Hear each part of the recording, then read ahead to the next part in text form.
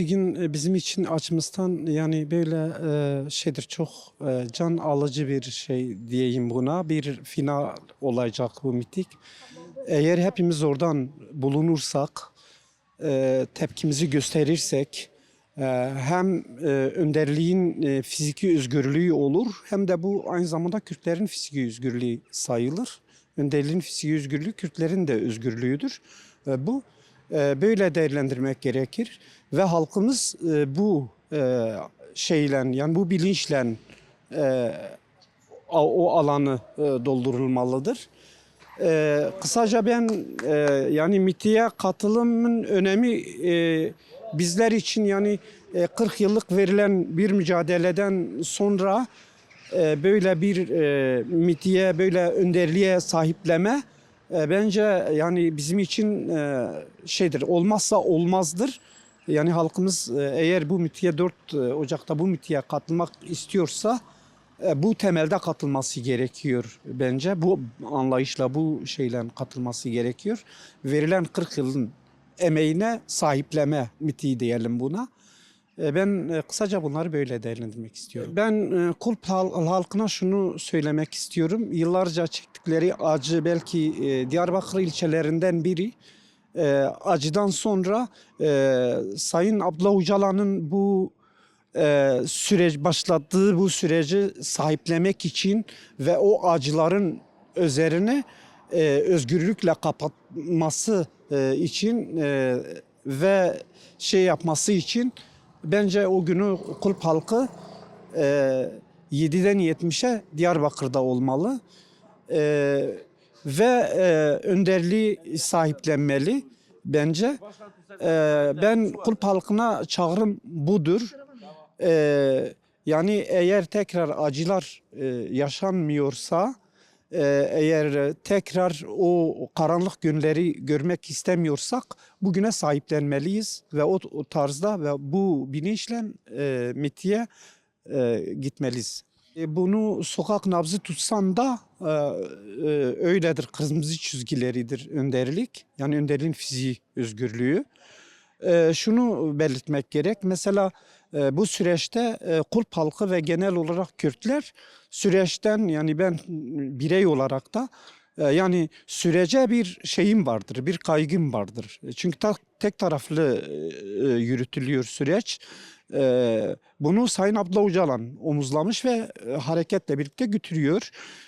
Eğer bu açıda devlet Abdullah Öcalan'ın fiziği özgürlüğünü verirse yani hem Kürtlere hem de yani Türkiye'de ezilen tüm halklara büyük bir moral olur ve buna dört elle sarılmak olur bu yani sürece. Tabii ki yani devlet bu açısından belki yani devlet kademesi bu süreci başlattı ama siyasi bir irade henüz yani sergilenmedi. Burada 4 Ocak'ta eğer halkımız bu MİT'e sahiplenirse, devlet buradan mesaj alırsa bu tabii ki Türkiye'deki siyaseti de etkiler yani. Yani siyasi diyeyim ki hükümet siyasi kanadı da etkiler ve o temelde bir şey olur yani en azından yani Abdullah Öcalan'ın Sayın Abdullah Öcalan'ın mesela özgürlüğüne büyük katkısı olur. Bunu herkes kendini görür ve o temelde coşkuyla sürece sarılmış olur yani. Eğer biz artık bu karanlık günleri geride bırakmak istiyor isek, eğer tekrar o acıları yaşamak istemiyor isek, hem Türkiye'de ezilen halklar ve etnik ile yani sınıfsal olarak eğer artık bu acılara son demek istiyorsak hepimiz o günü Diyarbakır Meydanı'nda olmalıyız.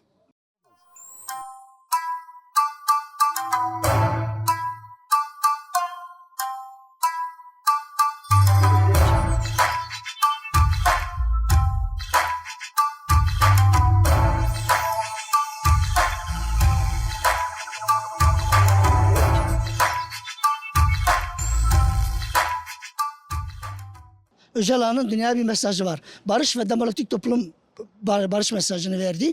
Bütün dünya bunun bilincindedir. Şimdi 4 Ocak'ta yapılacak olan barış mitingine tüm yurtsever haklarımızı ve tüm Türkiye haklarını mitinge bekliyoruz. Akabinde 27 Şubat'taki süreç devam ediyor. Adım adım barışa doğru gidiyoruz. Gerçi süreçle ilgili söylenecek çok şeyler var. Bu konuda tüm halkımızın duyarlı olmasını isteriz. Bir şey eklemek isterim.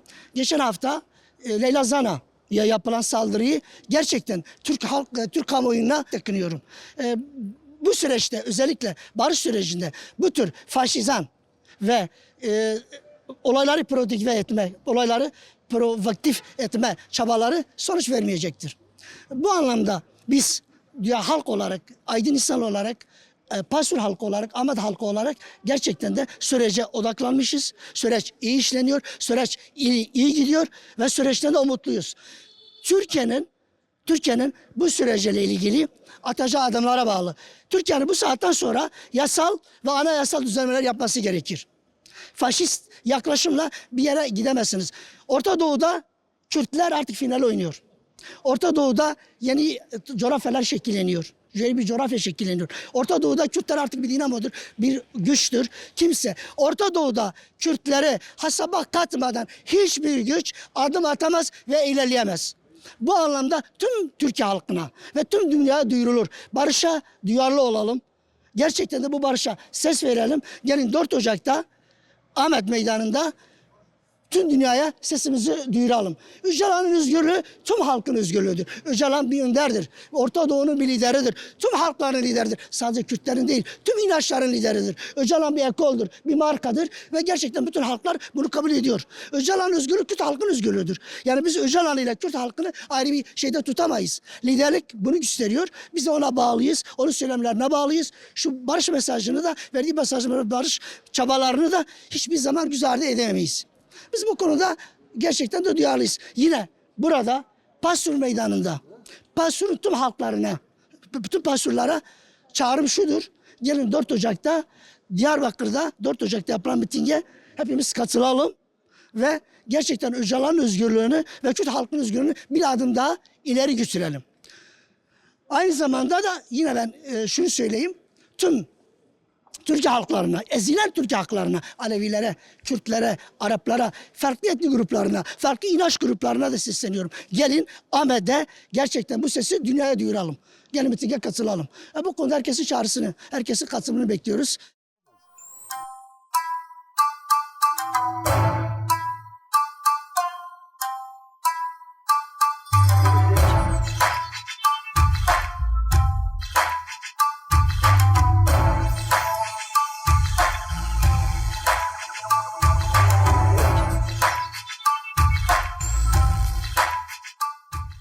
Sıradan bir miting değildir bu. Şimdiye kadar yapılan bütün mitinglerde zaten yani dile getirmiştik barışı ve işte özgürlüğü dile getirmiştik. Bu miting şu anda barış sürecinin yani çok önemli bir yerinde olan bir mitingdir ve yerinde bir mitingdir. Bu mitinge katılmaları yani bütün halklar için çok önemlidir ve bu halkların katılmasına yani davet ediyoruz bu mitinge bütün halkları.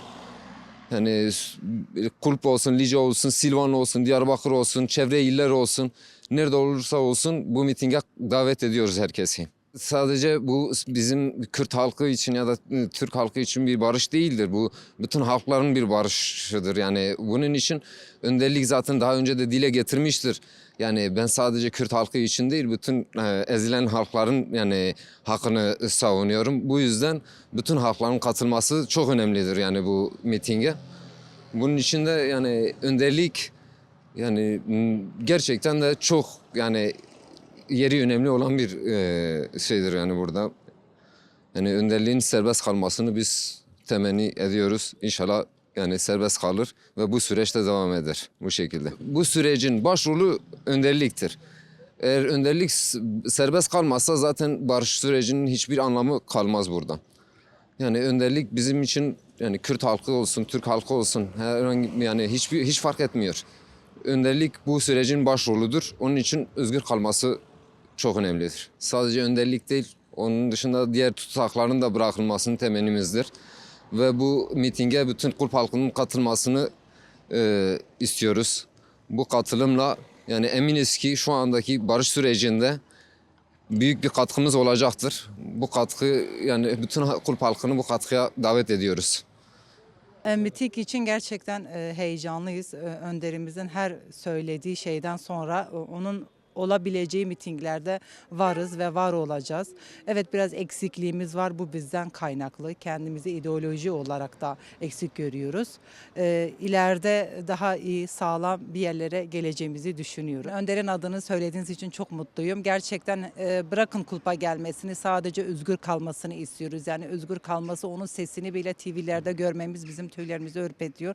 Yani önderliğin olduğu yerde bizi var etmesi, söylemiyle kadının önemini getirmesi, bir yerlere gelmemiz onun sayesinde. Evet, kadın da onun o söylemleriyle bir yere gelmiştir ve geleceğiz de, var olacağız. Her yerde, her mitinglerde biz olacağız.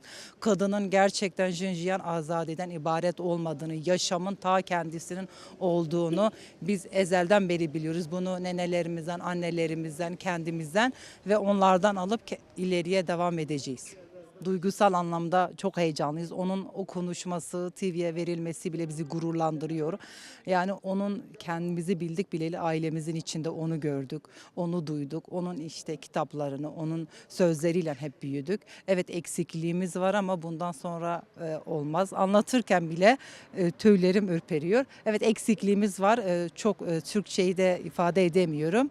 Biraz daha Kürtçe'ye yöneldiğim için çok sevinçliyim. O günü sabırsızlıkla bekliyoruz. Eğer biz göremezsek de inşallah bizden sonra gelenlere yani görürler ve nasihatımız onlara ki böyle bir önderimiz olduğu için. Ben varsam tek başıma olmuyor. Bütün kadın arkadaşlarla var olmak dileğiyle. Bütün arkadaşlarımı, bütün kadın yoldaşlarımı, bütün anneleri, şehit anneleri, değer ailelerini, bu yolda mücadele eden bütün kadın arkadaşlarımı davet ediyorum. Ben dahil, evet eksikliğimiz var ama el ele vererek bir yerlere geleceğimizi umut ediyorum. 4 Ocak mitingine bütün kadın arkadaşlarımı davet ediyorum. Önderliğin sesine ses olalım. Önderliğimizin bize açtığı bu yolu biz devam edelim. El ele gönül bağıyla birlikte 4 Ocak'ta hepinizi Ahmet mitingine bekliyorum.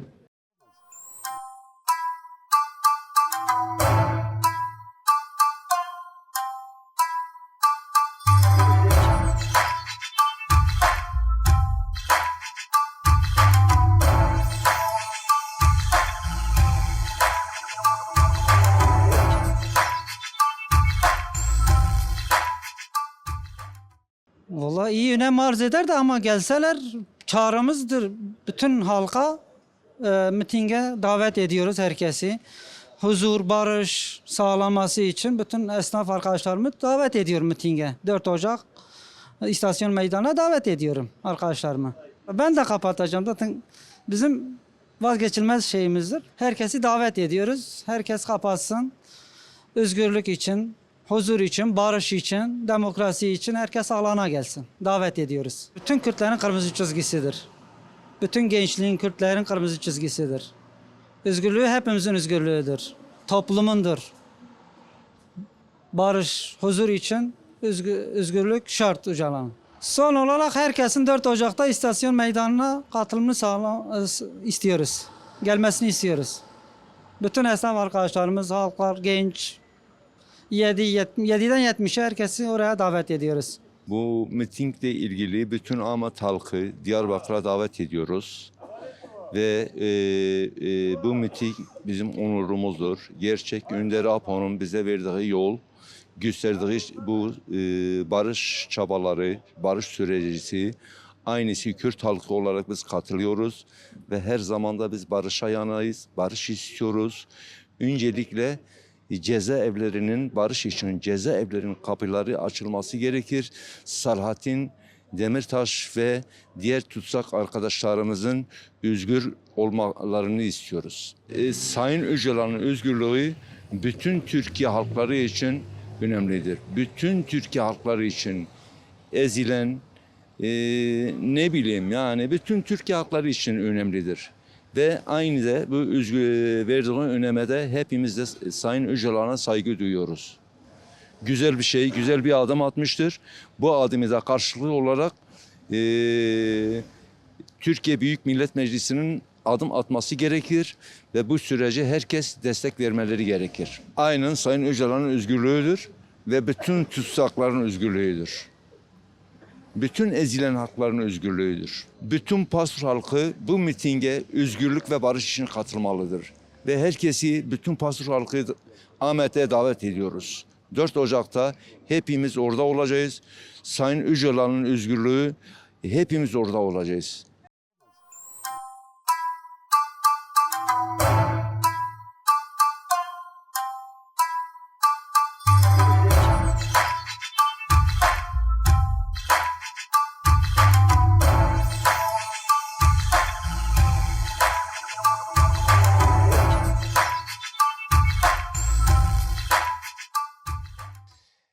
Şimdi miting bizim için önderlik neyse, önderlik halk için neyse, bir önderlik halkın ne kadar öneme sahipse, o kadar da o mitingde ona da sahiplenmek de o kadar önemlidir.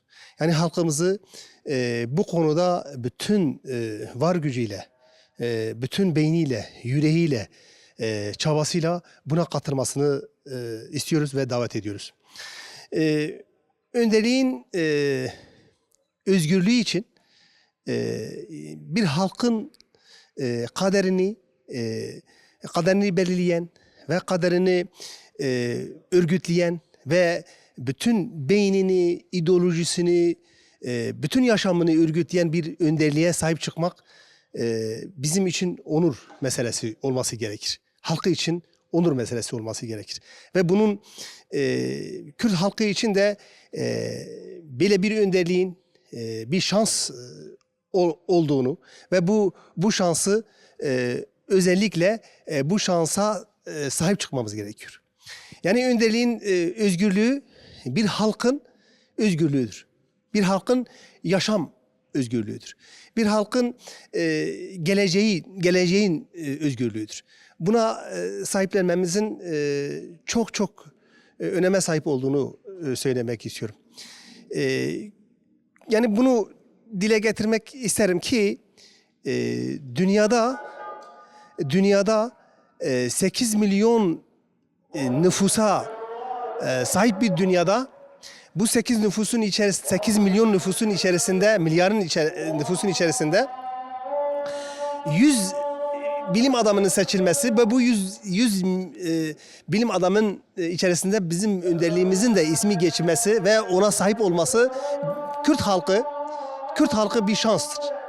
Ve bu şansa sahip çıkmamız gerekiyor. Eğer devletin adım atması ve atmaması bizim örgütlememize bağlı olan bir şeydir. Yani eğer halk kendine sahip çıkarsa, önderliğine sahip çıkarsa devletin de buna adım atmak zorunda kalacağını düşünüyoruz. Yani öyle olması da gerekiyor. Bizim halkın örgütlüğüne, halkına, milletine, toprağına, diline, kültürüne sahip çıkması önderliğine sahip çıkmasıdır.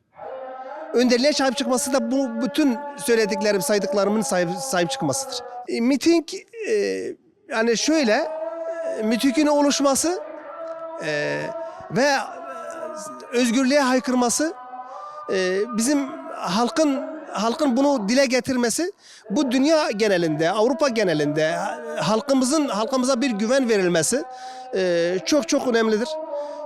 Yani bunun halkın katılması önderliğe sahiplenmesidir.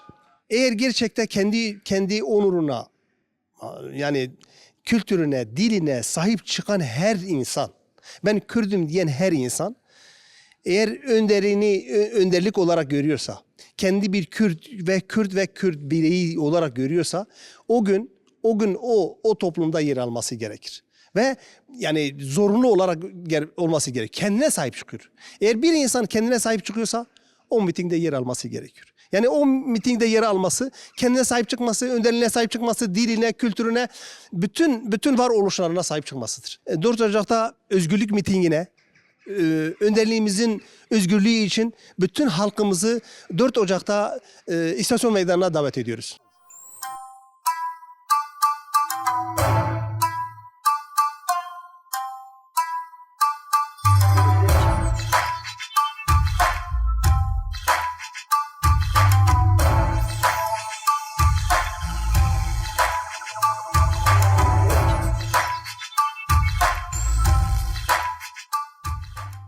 Kürt Halk Önderi Abdullah Öcalan tarafından bir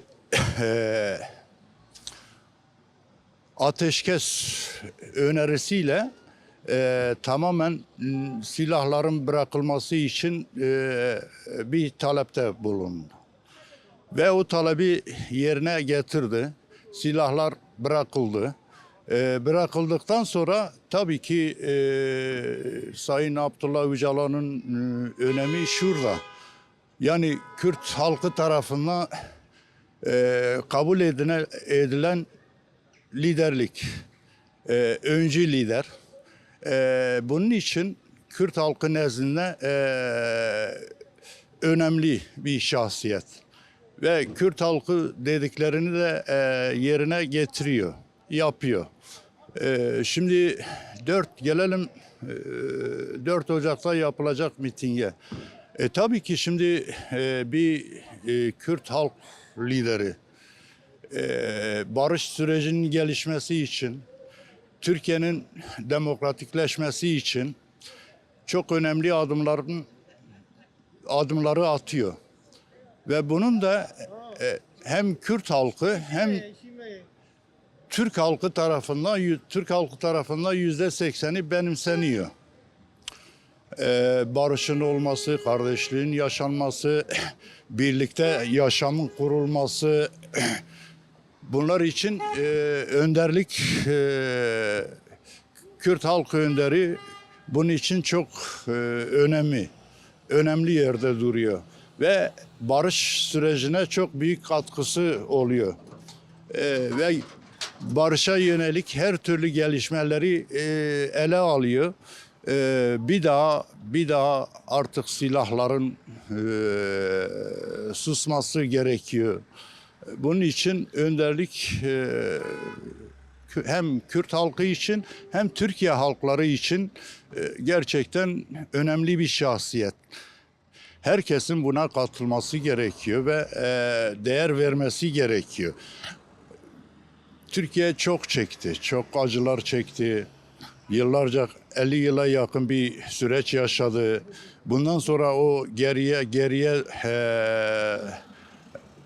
gitmememiz, dönmememiz için gerçekten büyük önem taşıyor. Şimdi çağrımız evet bir halkın lideri. Oradan tabii ki umut hakkı denildi ve yerine getirilmedi. Şimdi cezaevinde koşulları iyi değil. Bütün halklarla, bütün kişiliklerle bunun diyalog kurması gerekiyor. Ki barışın sağlanması için, sürecin yürümesi için serbest bırakılması gerekiyor. Ya şimdi demokraside yana, özgürlüklerde yana, insanlıkta yana, bütün insanların Türkiye'de bir sürecin başlaması için herkesin katılması gerekiyor. Elbette Pasır halkı tek değil. Bütün çevre illerdeki ve Türkiye halkların demokraside yana, özgürlüklerde yana olan insanların her kesimi davet ediyoruz Diyarbakır'daki mitinge.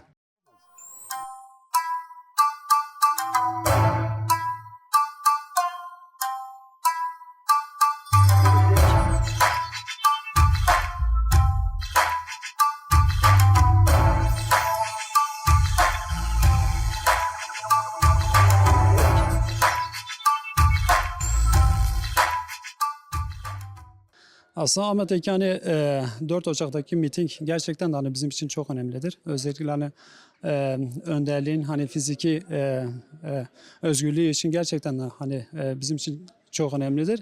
Ondan dolayıdır mesela orada güçlü bir şekilde önderliğin gerçekten aramızda olmasını haykıracağız.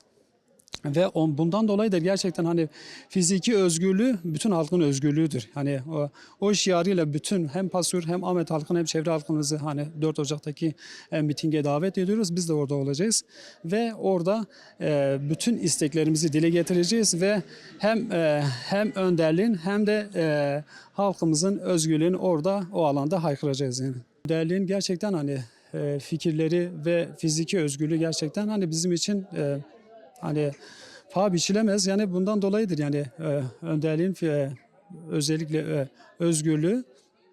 Bu açıdan yani gerçekten hani hem çok önemli buluyoruz ve fikirleri de gerçekten de bu halkı hani ayağa kaldıracak ve üzerimizdeki bu hani korku duvarını hani kaldıracağımızı hani bu inanıyoruz ama önderliğin fikirleriyle gerçekten bu gelişeceğini biz hani gerçekten Kürt halkı olarak biliyoruz ve bu şekilde de 4 Ocak'taki yani mitingde bunun da gerçekten hani deklare edeceğiz hem de hani haykıracağız bir şekilde.